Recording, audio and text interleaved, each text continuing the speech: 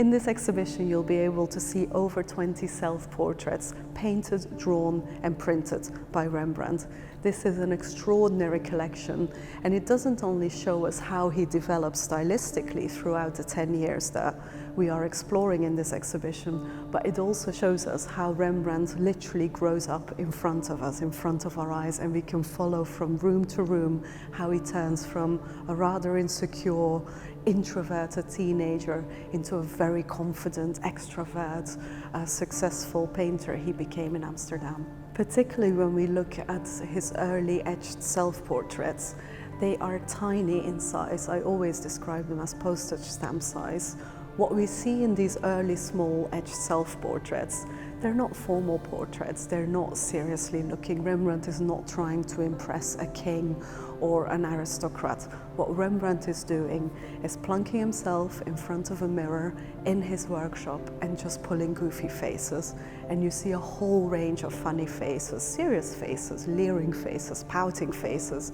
And he then uses these self-portraits as motifs, as patterns to be repeated in later works of art.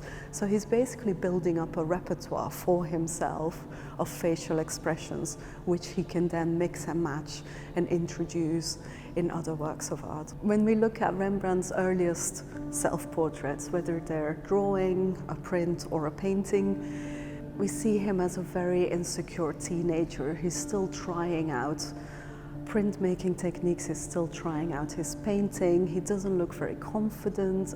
He's usually cast in very dark shadows, obscuring his face, with his hair sort of hanging in front of his face. And gradually later on, we really see him blossoming. We see him becoming more confident. And when he makes his self-portraits in Amsterdam, he starts to dress up in very rich clothes, wearing a cap with golden chains. And so he really wants to present himself in a different way. He now wants to show the world, he now wants to show his patrons that he's made it, that he is Rembrandt, the greatest portraitist you can hire in Amsterdam. So when you go around the exhibition, you'll start to recognize the young Rembrandt in a lot of the prints and drawings that we have on display here. His face is very recognizable. He's got a quite roundish face, very wild curly hair. He's got a very round nose. I like to describe it as a potato nose. And so once you recognize him, you will start recognizing him in lots of paintings, sort of lurking in the background or peeking out or leaning into us, always looking us straight in the eye, always trying to make contact with the viewer.